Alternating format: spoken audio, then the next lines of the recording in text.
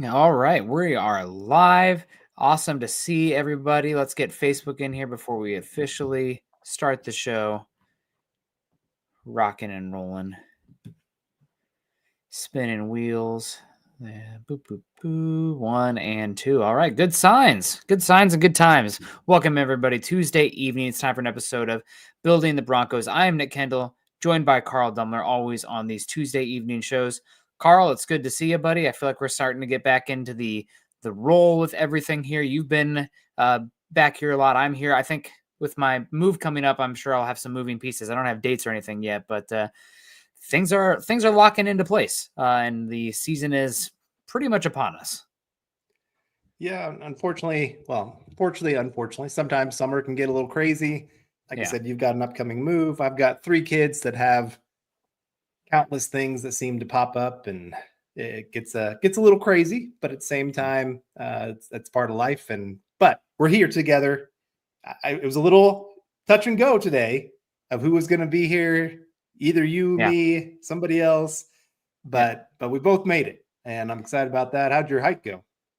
It was more of a climb than a hike. There was some class 4, the buddy that I went with. He tried to do the move a few times, and he said, "I'm chickening out. I can't do it. I'm too scared." And I had already done it, so I'm like, "I guess you wait there, and I'll be back in 30 minutes." So made it up to the top. Yeah, it was. Yeah. It came out to about only 6 miles, which doesn't sound like a lot, but it was about 6,000 feet. So that's 2,000 feet per mile up, right? So because it wasn't a loop or anything. It was, yeah. So my knees are cooked, but I am doing pretty good. And if I posted on Instagram, it's a pretty popular little tarn to get to. They call it the Infinity Tarn. It kind of like drops off. But if you're at home, like, oh, that looks really pretty, I'm gonna hike it. This is not a hike. This is some of the roughest trail you've ever seen. So people get search and rescued there all the time. It was good, and made it through the Seattle traffic. So using that PTO that I have left before I get out of here. That 6,000 feet is I'm feeling it, but we're doing good, and it was absolutely beautiful. So good to see everybody in here. Hopefully everybody's enjoying summer. David Youngkin keeping us on topic here with a really early comment here. This is at 2:14 p.m. So God bless you. He says, a question. Okay. With both struggling, is it possible that it's the offensive line not protecting him for a few more seconds? Just a thought. I mean, it could be that. It could be Bo trying to work on things right now. It could be just something that he's not comfortable with. Also, is he really actually struggling? I mean, what's one bad practice? The sample size is small. I don't know. I know that we had like all the really good feelings about how he played last season. Sean Payton hyping him as a top, he's going to be a top 3, 4, 5 quarterback in the next 2 years. Where did he come out? Did you see the athletic ranking, Carl, that came out on 20th? Monday? Yep, about the 20th ranked quarterback. Yeah. Some people are going to just cry foul about that after what we saw last season and how many good, quarterbacks there are. Putting him anywhere, we've said it on here a lot, anywhere from like 14 to 22. I don't have an issue with it because it's a small sample and it's a wide range still. So is he struggling right now? Maybe he is a little bit. Is it going to really translate to the regular season? Does it matter? Ask me in 6 weeks. Then we'll be like, oh, there were signs. Right now, I honestly don't know. I'm not making too much of it. Well, and the other side of it is he's playing one of the top 3 defenses in football right now, maybe the best defense in football. And when you go against that day in, day out, and you don't have the top weapons in the NFL to get open on a regular basis, he's having to scramble a little bit more from what I understand at practice. And I'm sure that wears on you, and you're going to have some bad days against a defense like that, no matter how good of a quarterback you are.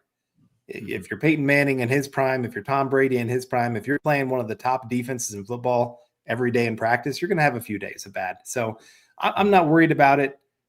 He maybe could be pushing a little bit. It could be the fact that defenses always start ahead of offenses when we get to training camp.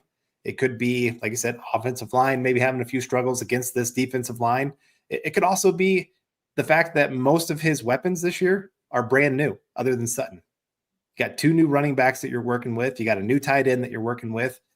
Franklin, we don't know who the number 2 wide receiver is, but that's kind of a whole new battle that's going on there. So I think that it's kind of a combination of all these things causing a little bit of distress. I was listening to Sean Payton, his interview with Kay Adams, and he pointed to the building project they have going on. He's like, this is kind of a picture of our team right now. Like we're building something here. Now, when it becomes a finished product, you're going to love it. It's going to be beautiful, but we're not quite there yet. And so I'm okay with that. This isn't quite the time to be peaking anyway. Like, yes, you would love to have everything running perfectly. But at the same time, if the offense is having a great day, it means the defense is having a bad day. So I just, like I said, I don't really read too much into a bad day. Mm-hmm. Yeah. Again, if you start doing it in the regular season, I know it's the hot take stuff is way more popular these days, but not too high, not too low. It's practice. Does it mean something? We'll see. We got Naj coming in. This means something. 1999 says, hope all is well, brothers. Hope you're doing well, Naj. So great. Ball is back. Where do you guys see Bonitto land? 30 million, 35. Are you comfortable? He's the guy. And who do you see at 3 and 4 at running back and wide receiver positions? Packing it in here, you can do that for 1999. As far as Bonitto getting paid, I've said for a bit now, I'm expecting somewhere from 25 to 28, but if the Broncos don't get it done, if Bonitto and the Broncos don't get it done, it could go either way, plus or minus 5-10 million. So I'll knock on wood, I'm not pulling for it, but he could get hurt, and that changes the market a lot for him. He could have 6 sacks in the first month. That changes the market a lot for him. But right now, I think 25 to 28 is my expectation for Bonitto. 4 years, 5 years, 28 million. Kind of the two names that keep coming back to there. That's the Brian Burns, Josh Hines Allen market. He should not get paid TJ Watt. He should not get paid Myles Garrett, whatever Micah Parsons ends up getting. I don't believe, at least. But right, like 28, there's a big gap after the 28 to the top guys. 28's probably the ceiling of that next tier guys, and that's where I think Bonitto is. So he's definitely earned money. I hope they get it done, but we'll see. Yeah, I'm with you there. I mean, he did come up limping in this last game. He did not practice today. Yep. Now, Sean Payton said he'll be back tomorrow for practice, so it's not a big deal. But like I said, an injury can happen at any time. This is the risk that both sides are taking right now.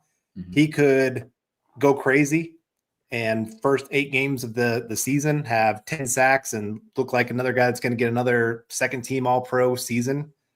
Then you're probably having to pay him that $35 million. That's just the cost of business for a pass rusher like that.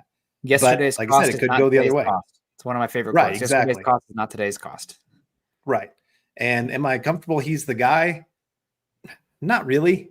I'm not. I mean, I'm like 85% that he's the guy. Those other guys you listed, part of what makes them so great is they have an all-around game. In short yardage situations, you're not taking them off the field because you're afraid that they're going to get run over, that teams are going to run at him. Bonitto, while he has improved as a run defender, he's still not to that kind of tier of a Myles Garrett, TJ Watt, Micah Parsons kind of thing. So that part of it, and I think Bonitto is helped a lot by having the talent around him, Zach Allen, JFM, Cooper on the other side. I think those guys give him opportunities that maybe a TJ Watt and those other guys don't have, where he's getting one-on-one opportunities on the outside, go win with your athleticism. And he does it. Don't get me wrong. Like you get the opportunity, you go take advantage of it. But I don't remember really seeing him as much double teamed as those other guys, because he's just not quite that level where teams are going, okay, we've got a game plan around this one player. He's not quite to that tier yet. Yeah, it's probably more Surtain right now as that guy, maybe even Allen, but he's an edge rusher and he's younger than Allen. So hopefully they get it done and get paid here soon. And Scott brings up a good point. We're talking 25, 28, 30 million.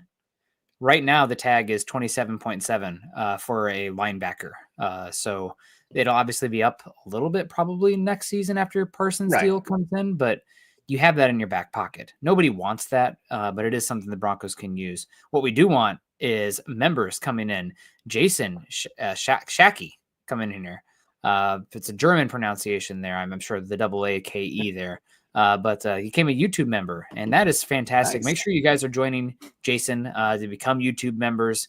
Right now, we just had Kelberman's Corner debut episode, and that was so darn rad is what the what we have out there. So appreciate that. And yeah, make sure you guys become members and you get a lot more exclusive content and just help be a part of the community. Get those XP points, not double XP weekend, even though we should have that in honor of the joint practice with the Cardinals and Kyler Murray. We got Camden W3C, $10 super chat saying, "What's up, Broncos country? Not worrying about the offense at all. I have full trust in Peyton, plus the defense is looking elite so far. Not hitting the panic button yet after one preseason game." Yep. It's going to take time, I think, still. It's still a young offense overall. And really hoping the offensive line can be top 5, top 10. Again, I think that's still the basis of the offense. But yeah, I'm not panicking either. If the offense comes out, though, and is like the 17th, 18th best offense, they're not running the ball. They have running problems again last season. Bo Nix is plateaued. Not like, that doesn't mean it's going to be like this forever, but it's similar to last season. Expectations are probably going to be similar to what the outcome was last season. But again, just like we said a year ago, give it 6-8 games. We'll see where it's heading and what it's looked like with a large enough sample. So hopefully the offensive line can be elite again. But again, not too worried right now. We're going to see what it looks like as the games and the reps really start to matter. Yeah, and I did want to, Naj had a couple things there about the running back 3 and 4, wide receiver 3 and 4. I want to make sure we got that real quick. I would say my running back 3 and 4 would be McLaughlin and Bidet. I loved what Watson did. Don't get me wrong, but I think he's more of a receiving option. And when you've got J.K. Dobbins, you've got R.J. Harvey, I just don't see that Watson's going to have much of a role in the passing game. You're going to want to be getting the ball to those two guys rather than your 4th string running back, where I think Bidet offers a little bit more in between the tackles. If J.K. Dobbins goes down, he can be that kind of guy. He's got very good vision. He had it wasn't even close. Like, he had the best running back game of the season last year for the Broncos when we played Tampa Bay. There wasn't another game where I felt confident in the run game for the entire season, outside of Bo Nix taking off running for a big gain. So I think that he deserves to be on this roster. McLaughlin, I think a lot of people really love what Watson did, like I said, but McLaughlin, if he doesn't have that really big run taken away, like, you think of that game as a really, really good game for him. He did great running between the tackles, actually made some guys miss tackles, which was kind of one of our big complaints last year, was that if his shoe got touched, he was going down. Yeah. Where this one, no, he broke quite a few tackles. I think he's put on a little weight, got a little more strength to him, hasn't lost his burst. And I think he can be trusted. That's the other big thing. He knows this offense. He knows what's expected. And so that's why I would have him as my number 3. Bidet is my number 4. Eric disagreed with me. I thought Bidet may be number 3 with McLaughlin being number 4, but we'll see. I know that the coaching staff with their words has spoken really highly of Jaleel every chance they get. As far as wide receiver 3 and 4, after Sutton, it's just going to be an entourage. They're rotating the wide receivers with 1s and 2s constantly. I think the real question is who's going to be inactive at wide receiver. But when it comes to wide receiver 2, 3, 4, 5, I think it's going to be very close sample reps between all of them, with Franklin, Mims, Bryant, and probably Sherfield. Right now, Vele feels like he's the one who might be on the outside in. I'm on trade watch with Vele right now. Injuries can change things. But yeah, it's going to be, and we'll probably say that you clip that and he's going to end up being the no doubt number 2 receiver on the team or something like that. Cause it's preseason still, but I think it's going to be a rotation, and Sean Payton's done that a lot in his career with guys. So it's going to be revolve around Sutton and Ingram and then kind of fitting guys in there. And you can follow the practice reps. They're rotating wide receivers a lot. It's not necessarily a 1st and 2nd team outside of Sutton, of course. Michael Ronquillo, always good to see you. Hopefully you're not melting down there in Arizona. I don't know how hot it is there. It's like 90 in Seattle, and that's miserable with no AC. It says, "Good evening, Nik and Carl and Billy and the Broncos. Go, Bo Broncos. Great to see you, Michael. Hope you're doing well." We also got David Youngkin coming in again. Said, "I was just asking, am all with this young team and riding with both preseason is for meanly rookies anyway." So yeah, no, it's all good, David. We appreciate the super chat coming in here, and we're not worried. I like that you put question in parentheses rather than using a question mark. I just thought it was a funny way to do it. David McElrath, Papa Bear, $2 super chat says, good evening, Broncos Country, 13-4 plus. Thank you so much, David. Yeah, we're hoping. Let's get to 1-0 first with no serious injuries, and then we'll start to think a little bit more 13-4. But that's just me being a wet blanket, one game at a time. And Brendan coming in $5 super chat said, should we be concerned about Bo's performance in preseason game and today's practice? No, not necessarily. It doesn't sound like he's been lighting the world on fire in practice. If it was just today's practice and preseason game, I would definitely be like, no. It's all of it being kind of meh, it sounds like so far. But again, it's zero sum. Is it because the defense is good? Is it because the offensive line depth is poor? Is it, you mentioned the backups of the wide receivers earlier. Let's give it, I mean, as lame as it sounds, 6, 7, 8 weeks in the regular season where we can get a trend line and get rid of some of that noise in the sample. And if things are stagnant compared to last season or worse, then yes, concerned. Big picture concerned. But right now, I don't know. I can't get too high or low on what we've seen so far and what we've heard so far. Right. I think one, preseason games, teams will have different goals when they go into them. I remember the Patriots, almost every year, they'd go 0-4 or 0-3, I guess, since now we're down to 3 with Bill Belichick. And in part because they were working on specific things. Like, we want to see, hey, does this work? Hey, we want to feature these players because we want to get a very clean picture of them because we have some question marks of how they're going to handle if we put them in a serious role on the offense. And so, like this last game, I don't think they'd be running RJ Harvey quite like that in a regular season game. I think they were just trying to get him snaps, get him used to being on the field, getting that vision of really getting hit, taken to the ground, because you don't get that until you actually get to a game. And so, yes, I think that threw off maybe a little bit of the rhythm of the offense when you're kind of force feeding it. I think they wanted to see Franklin. He's been having a great training camp. Let's see, does it translate to the field? I felt like there was a few throws that were kind of going to him, and he was open and he made the play. Don't get me wrong. But I think that was part of the evaluation was, okay, the ball's coming to you. Go make the play for us. And he did well with it.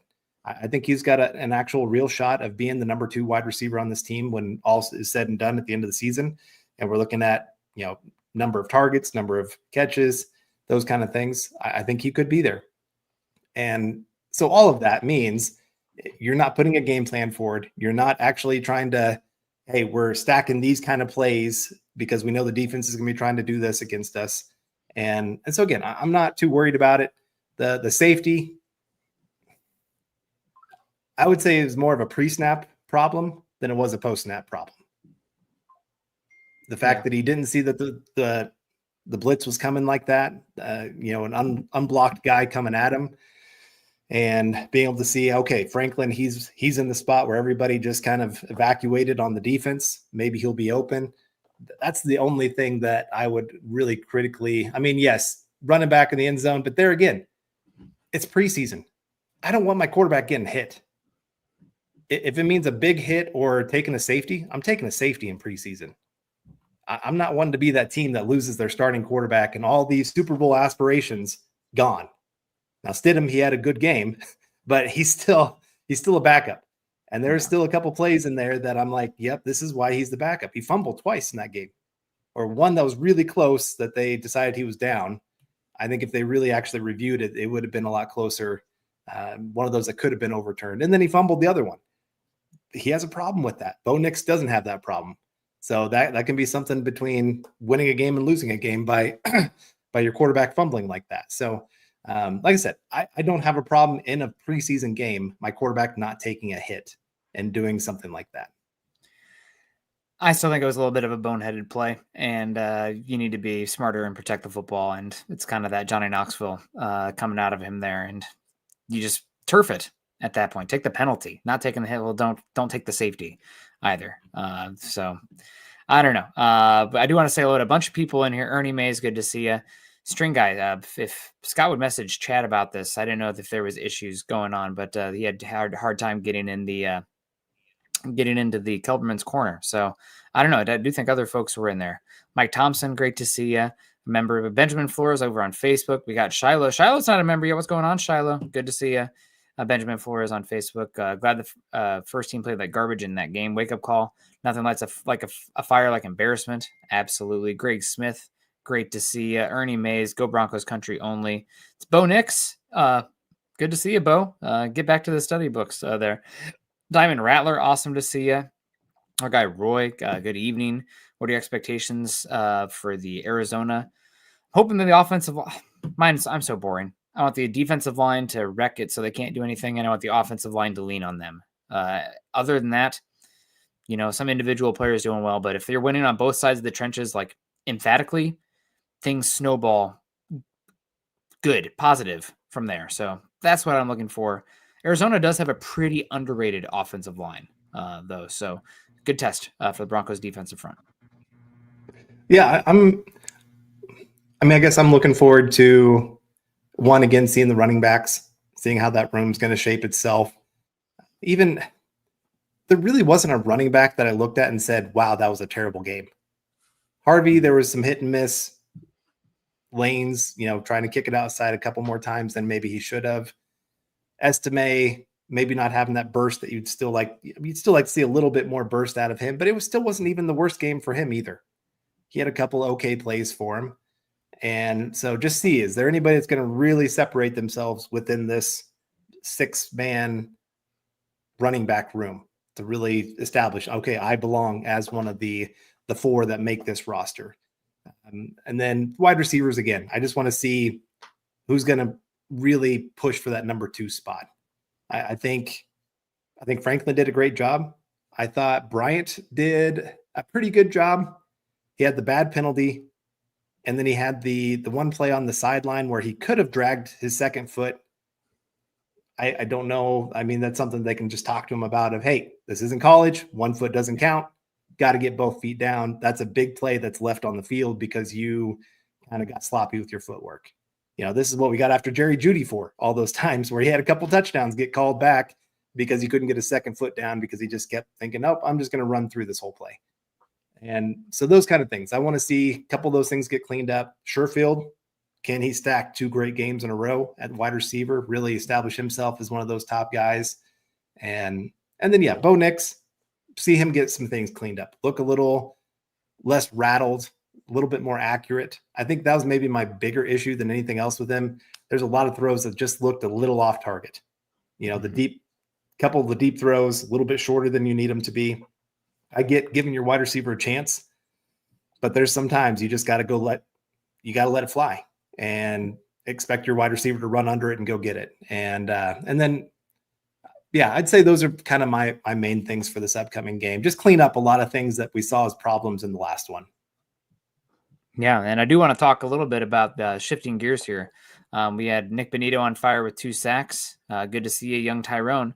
And we had some Nik Bonitto news today. He comes in the NFL top 100, potentially outside of Surtain, the Broncos' highest-rated player on the list, coming in at 38.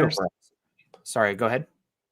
Quinn Miners, has he come in yet? I hope he's in there. Yeah, we'll see. It's kind of harder for those guards sometimes, but he should be in there. But so far, Bonitto the highest rated. We've had Bo Nix at 64 and Zach Allen at 90. I don't think we'll see Sutton in there. Don't think we'll see any of the Broncos offensive tackles. Not Jonathan Cooper, obviously. So, coming in, Nik Bonitto at number 38 overall. Really good for him. Obviously, he had a very big splash season last year. We'll see if he can replicate it. But the flowers are coming for him right now. So really happy for him. And hopefully that comes with a contract everybody can be happy with before too long. Yeah, and it was great to see him in that preseason game, especially after the defense had that struggle on that first drive. Here you are playing a second string offense and you go give up a 50-yard play. You give up contain on the edge there for a rushing touchdown. To see him really take that step up of, hey, nope, we're not doing this again. We're not getting embarrassed today. And him having 3 straight plays where he just completely destroyed a second-team offensive tackle, what you would expect from a second-team all-pro guy. Like that's what he should be doing. And he went out there and did it well, brought that pressure, made sure that they knew, hey, you guys got your touchdown. We were asleep. We didn't take you serious. We're awake now. Now you're done. I really appreciate him being that guy. and just taking that step up for him. So, I think he's a great locker room guy. Him coming in here at 38, I'm a little shocked that it is this high after one great season, but it was a really good season too. I mean, he had the 2 touchdowns. I mean, that goes a long ways. He was right there in the defensive player of the year talk clear up until about the last 2 weeks of the season. And just happened to be that he played with a teammate that was having an even greater season. So that's just incredible to see. And I'm so happy for the guy. I know we were skeptics when the Broncos drafted him, just a little bit small, not the length that you really like from the edge kind of guy. Really won mostly out of athleticism in college. Didn't have a whole lot of moves, wasn't a big hand fighter, those kind of things, but you can see. And this is what I love. When you see a player that really works on their craft and says, I'm going to be better. Yes, I was a 2nd round pick, but I'm going to work to become a great player. And every year he has gotten better. And so I can't wait to see what he does to be even better than this year. And if that happens, that defense really could go to a whole new level, not only being top in the NFL, but truly one of the more dominant defenses that we've seen here in a while in the NFL. I'm such a wet blanket, Carl. I want to see it. Right. It always scares me a bit. But Cooper also has been dominating in camp. What does it mean? It can't be like it doesn't matter for Bo, but it matters for Cooper. So we'll find out. Maybe the backup tackles are garbage. Hopefully we don't find that one out. David Carmelo coming in here, $2. David, why don't you a member? Hanging out, messaging us on Twitter all the time, hanging out, which is great. But you're in here. Let's join on the memberships on the YouTube side. I see Naj in here too. Good to see you. He says growth is not linear, something to remember for Bo. Yeah, it's what is the trend line? That's the big thing here. It can be 2 steps forward and 1 step back, but that trend is progression over time. So thank you so much, David. Appreciate you coming in for the $2 super chat. The other news, I mean, you kind of mentioned it, but Bonitto out, misses practice today. I wonder if they might shut it down for him with the joint practice. We'll find out tomorrow if he's also pulled again. What does he really have to prove? I know he's working on things right now, but he's trying to stay healthy for a contract and the season. I'm a little bit more of the Sean McVay school of thought with some of these guys. If they have any sort of injury in preseason training camp, don't rush it. Don't get back out there. But we did have 3 players return today, Carl, as well. So some news there. Yeah, Dre Greenlaw returned. Singleton was back. AJ Terry was working on the sideline. He's still on the AT Perry, sorry. Okay, I was like, who's that? Yes, AT Perry. Yes, yep. Wide receiver AT Perry. I'm afraid. I think he's probably going to be practice squad guy, even if he comes back to practice and is doing well. Maybe. Yeah, maybe practice squad. They like their UDFA wide receivers. They do. They've done some good things. Yeah, I think so, I don't think he's going to make I think he's a 90 and out guy at this point. It very much could be. And it stinks, part of it being because of injury. He hasn't gotten an opportunity to actually go out there, but that's part of it too. Mm-hmm. Like you've got to, if you're one of those bubble guys, you've got to go out there and be able to prove it. And if you're on the sideline, not being able to practice, I'm sorry. And the other guys are showing up big. Like I said, those undrafted guys, there's a couple of them that are really making life difficult on figuring out who are going to be your 5 or 6 wide receivers you're keeping. You said it earlier, Vele, our number 2 wide receiver last year, I guess you could argue, at least towards the end of the season, he might not be on this roster by the time we get to the season. Now, hopefully it's because of a trade, not just because he's getting cut, but it just shows what you did last year, great, but you still got to prove it year in, year out. And I look at Damari Mathis. He's another one. 2 years ago, he was the camp darling, starting opposite of Patrick Surtain. That next great number 2 cornerback, and everybody's talking about him, and he's all hyped up. He's 3rd string cornerback now on this team. Went from starter 2 years ago to 3rd string cornerback for his 4th year on his rookie contract. It's just the name of the game. Yeah, I mean, you never know, right? So we'll see. Good to see though. The undrafted free agent guys kind of making some names for themselves as well. And the Broncos have a lot of wide receivers of note right now. I know a lot of last season, some fans, there's no names. I don't remember who it was. Doesn't matter. But A.T. Perry, why aren't we seeing A.T. Perry? There's no fervor there anymore. I know he had some stats at Wake Forest with Sam Hartman was his quarterback. Maybe I'm mixing up schools. I think you're right. But yeah, the make believe offense down there. But in the ACC, but yeah, right now you got so many options that it's kind of not irrelevant, but it doesn't matter. Like if he hasn't been here anyway, and we have a lot of fun players that we can talk about, and if he does step up, that'll be awesome for him. But overall, I don't know. I'm happy he's back. I don't expect much of anything from him. And of that note, Carl, I did see somebody asking here your thoughts on RJ Harvey. What did you think about Harvey? He's one that it didn't feel like it was totally all on him for the preseason game, but man, I'm hoping for some electricity, and I'm not. It's a small sample, I know that, but with running backs, kind of like with Audric Estime last season, it was like, man, you want that guy to like punch fast, and it's like super obvious and loud. And right now, It doesn't feel like that's happening with Harvey. Now, granted, it's hard to evaluate the run game in training camp and everything like that. So still plenty of time, but your early thoughts on Harvey. I'm not like worried per se, but I'm not sure if this is going to be like this catalyst that takes this offense to a completely different direction or a different level. Yeah. I mean, you can tell the athleticism is there. He won to the corner on a couple of plays where he had a different gear than some of the defenders, which is great to see. That's what you were hoping for. But at the same time, when almost every one of his runs seemed to be bouncing outside, that's going to be a problem. Like, to me, that's screaming a little bit of a vision problem, that he's not trusting his eyes. There was one where he got tackled for a loss, and it was supposed to be a run up the middle. There was a really nice cutback lane to the left where there was a duo block going on, and then the center was supposed to go off to the linebacker, and it was setting up just right, and boom, he kicked it outside. Now, I don't think it was going to be a 20-yard run or anything like that, but I think it would have been a 4 or 5 yard carry, and that keeps the offense going in the right direction. Instead of a 2nd and 11, now you're at 2nd and 5. That really changes how you see the field, what kind of plays you can call.